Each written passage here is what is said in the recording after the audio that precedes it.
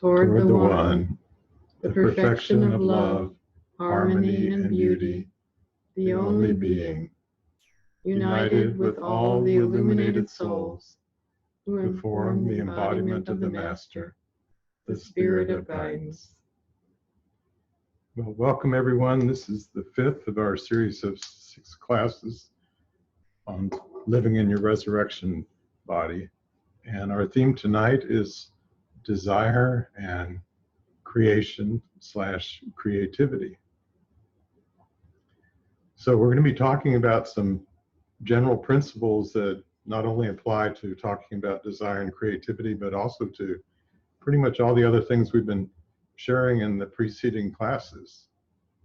And one very important thing to keep in mind, we're always talking about the relationship.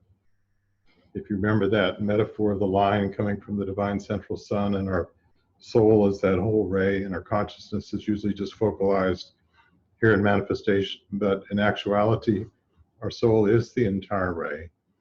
And we're always engaged in a relationship between the part of ourselves that exists in manifestation and what we could call the rest of ourself, our divine self.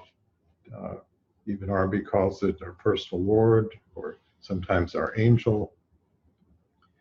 But we're always engaged in this relationship. And oftentimes in the past, the aim of spirituality was to just, if you had a brightness and contrast control, it would be just fading and fading away the personal aspect of our manifest self. So we would just be a hollow vessel or an empty channel for the divine to come through. And we would talk about just not my will, but thy will. And here we're looking at a different way of relating to ourself, our purpose, our understanding of ourself. And that is a much more participatory, active role that our manifest self plays with this other aspect of our being.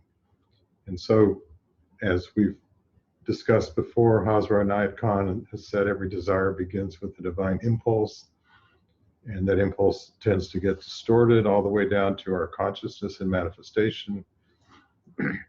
And the usual way of thinking about this would be just to uncover and restore that divine impulse and carry it out. Like there was a preset set of instructions, and implied in that is that there was a predetermined expectation on the part of the divine about what was going to come through. It'd be like we had a kit to assemble something, there'd be the directions, and then we just put it together. And what we've been working on discovering is a way of relating to ourselves and the totality that embodies an evolutionary aspect of what we think of as the divine, and in fact, all of existence. And we've talked a great deal about the barzakh, the interface. We also sometimes call it the meeting place. And when we come to that meeting place, we bring the way that that initial divine impulse has been transformed through us, through our experiences in life. And we're aligning, we could say, we're aligning it with the original divine intention. So it's like the two parts are coming in sync with each other. They're coming to a place of congruence, but neither side is dissolved in the other. So it's not the elimination of our humanity and nothing but the divine. It's not the divine's not there and it's just nothing but the human side. It's something that is born through the connection of these two sides that could not possibly have been predetermined or prefigured, because it's an emergent process. So some of what I'm talking about is a bit of review of some general principles. When we talked about the creative imagination, or what the Sufis sometimes call the true imagination, we discussed the fact it's not a matter of just our sitting and going, well, I'd like to think of so-and-so, so I'm going to imagine such and such. Well, that might be a way to get a process started, but it's not likely to help us achieve a breakthrough from our usual way of understanding things. So it's more a state of what the psychologists sometimes call passive volition. We have an intention, but we're receptive and we're open and we're awaiting this process of connection to take place. And we'll be referring quite a bit to even Arabi tonight. And one of his books is Alone with the Alone. And in it he speaks of just what we've been saying here about that relationship as a unio mystica, or a mystical union. So it is, you think of a relationship as often between two manifest beings, but in this case we have a relationship between the mystical side, or the unfolded side of our own being, and the being of the divine, or whatever angels, qualities even of the wazaif that we are relating to. And the mystical part of it then is the change, the alchemical process really that happens between the two, that is continually opening the relationship of both sides. Remember, you're bringing a delight to the divine side. You are an important aspect of the incarnation of the divine. And it's fun to think too, when we come to a class, I have papers in front of me, stories, really. It's many stories that could be told, but they're not all told. It's not a linear experience of one thing after another after another. It is a relationship. Well, and then here we have two beings also that are having a relationship of the inner self of each one, and the ideas of each one, and allowing the unfolding to happen. So to do that kind of thing, we need to have part of us almost dissolved in the fana relationship, the fana condition, where it is dissolved somewhat, and then the other part of our consciousness, which is in the more baka, or now formed, resurrected in some such way that it can operate in life. And that beautiful condition then is one which we might say that unfolded condition, or even multidimensional condition, that is characteristic of what we're calling the resurrection body. So this is furthering it now, including the creative aspect. So you want to continue with that? And speaking of multidimensional, something very important that we hope will come across in your understanding as a result of what we've been sharing in these sessions together is this multidimensionality. One, that we do, in fact, in reality, exist on multiple levels of reality. And they're not stacked up on top of each other as we tend to think of them, like this is higher and then there's this one that's higher than that. We could say subtle and more subtle. We could say different aspects of our vibrational being, but all of these aspects of ourself are no place but right here. They're co-present.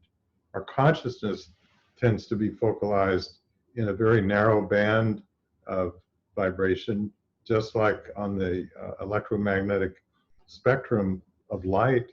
We can only perceive a tiny slice of that, the visible spectrum of light. We can't perceive ultraviolet, infrared, X-ray, and so on, but it's all there. It's part of the reality that we exist in.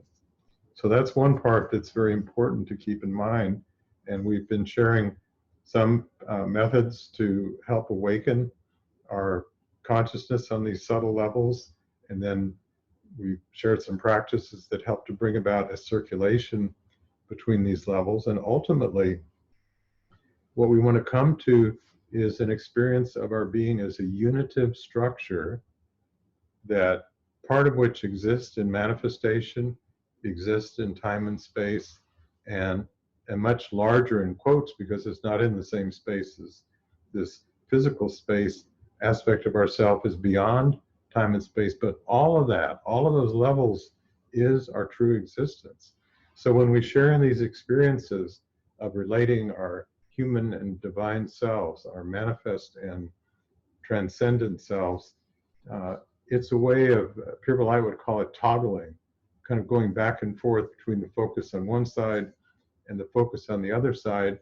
But eventually the aim is to realize ourselves as this one structure that incorporates all these different aspects. Pure Light would describe it like we're an inverted cone that's infinite at the top and converges down into our manifest self. But we exist, all of that is us, but we can't possibly have our consciousness take all of that in at once. So whenever we work with practices, and here I'm planting some seeds of things that we're going to be covering more in depth. Those of you that continue on with us at the 10-week series we're going to start in September called Becoming a Human Divine Being, we're going to go much more in depth with this. Our very way of working with the practices and our way of understanding the practices is essential to facilitate this change in, you could call it beingness,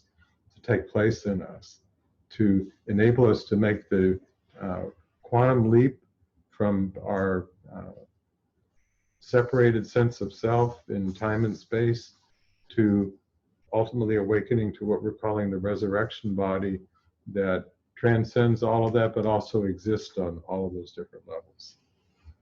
And we couldn't do all of this to relate to all these levels without our desire. Our desire is what holds it together, the attractive force that is also returned manyfold from the divine side. And in this study, there's a term for the passion called Himma, Himma. And here's a definition of it from Ibn Arabi: the force of an intention so powerful as to realize or essentiate a being or an object external to the being who conceives the intention. So it is something that is so strong that it is actually an aspect of that creative moment in the beginning of creation. So this is where the the forefront, I would say, of the development of this being here manifest on Earth that can participate in the actual moment of creation again and again. This aspect of Himma has other ways to discuss it here. Just a moment. One being, well, it is a reflection of that beginning moment of creation. And my thoughts about that is the stronger the desire, the better the focus, and the easier the elements are drawn together from all the different sides. So I want to segue a little bit to, some of us have been on the share opportunity, this way of emailing each other some things that we've thought of or created, an actual opera by Shostra, and beautiful pieces of art, and thinking of those things that make that passion rise within us. And I'm talking the passion that could be because of injustices or difficulties, terrible disappointments in our lives, as well as the aspects of wanting and loving and desiring in a more conventional sense. Each one of these is really opening that heart, and that's what the idea of Himma is, the emotion of the heart. It is the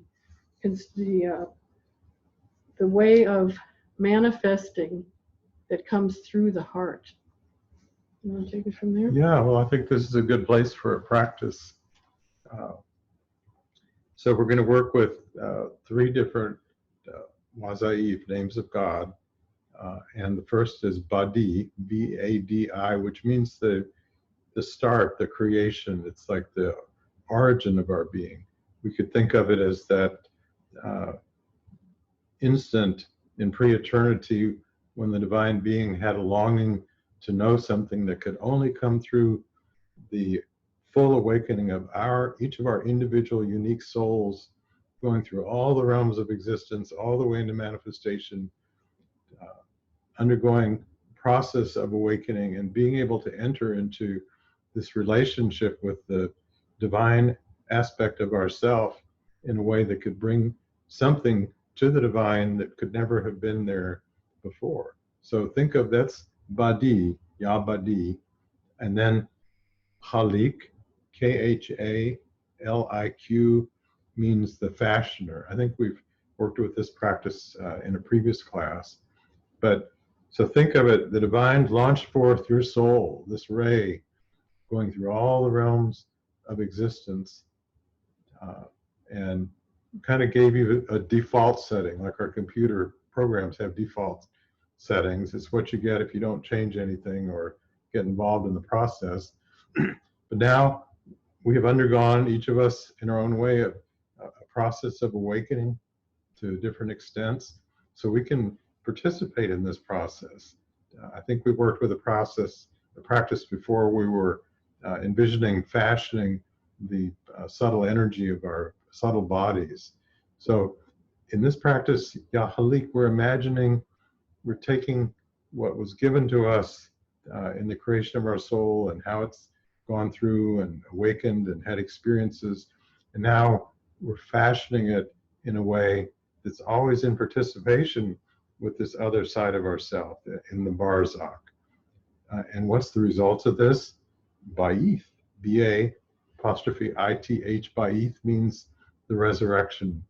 So this is like a practice that's going from the very beginning to the process of how we consciously participate in the unfoldment, the creative unfoldment of our soul, into what is birthed forth through this. But this is not, we think of a process as it started here, here's the timeline, and over at the end, here's the resurrection body. But this is, as the Sufis say, because there's a new creation born at every instant, this is a recurrent creation. At every instant, we have an opportunity to further this process even more. Okay, so we'll share this practice together.